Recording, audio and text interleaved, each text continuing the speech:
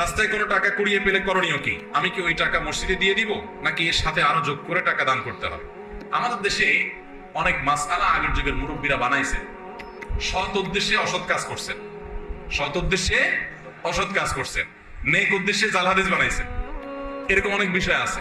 এর মধ্যে এটা একটা, যে রাস্তায় যদি কোনো টাকা পাওয়া যায়, কুড়ানো টাকা, হারানো টাকা কেউ যদি ধরে, তাহলে 10 টাকার নোট উঠালে 20 টাকা তাকে দিতে হবে। এটা একটা জাল হাদিস।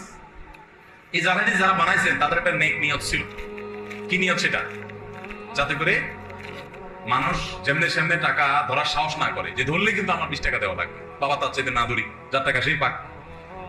এরকম বহু নেক উদ্দেশ্যে জাল হাদিস বানাইছে। যেমন রাতে যে আমাদের খাবারের প্লেট, এটা খায়া পানি, ধোয়া পানি, আগে গ্রামের আমরা মাটির ঘরে, টিনের ঘরে থাকতাম, তো এটা বাহিরে ফেলানো যাবে না রাত্রে, তাইলে ক্ষতি হবে।